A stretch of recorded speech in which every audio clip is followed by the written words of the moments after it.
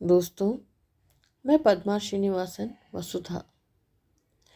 वसुधा यानी सहन शक्ति की पराकाष्ठा। मेरी लघु कथा है सदमा। आज अपनी जिंदगी के बारे में लिखने बैठी तो वह सोचने लगी कि क्या नाम दो इस कहानी को, इस सच्ची कहानी को। उसका नाम माँ बाप ने रखा था नगमा।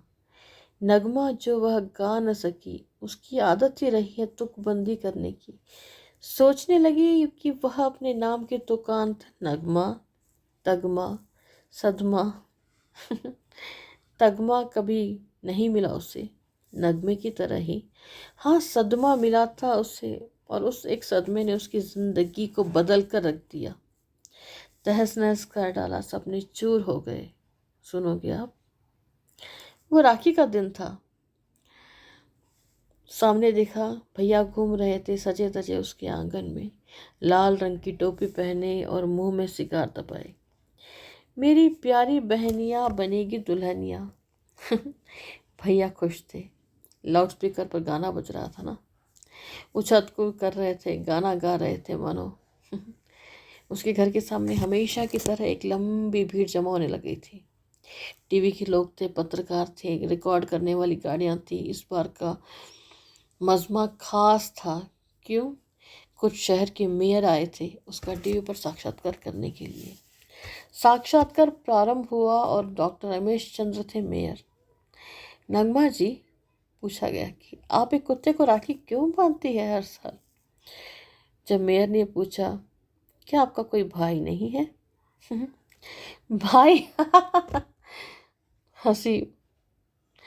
था कभी एक दूर का मौसेरा भाई, राखी भाई। भाई भी कह सकती हूँ, कसाई भी कह सकती हूँ, और हलवाई भी कह सकती हूँ। उसने 5 साल पहले मुझे अपनी मिठाई की दुकान पर राखी बंधवाते समय मुझ पर धावा बोल दिया। तब 15 की थी मैं, और भैया जिसे मैं रोज खाना खिलाती थी 2 साल का था। मेरे कपड़े फाड़ दिए गए उस हरामी ने। मैं रोई, चिल्लाई, बोली छोड़ दो भैया, कानून बदल गए हैं, पकड़े गए तो फांसी होगी।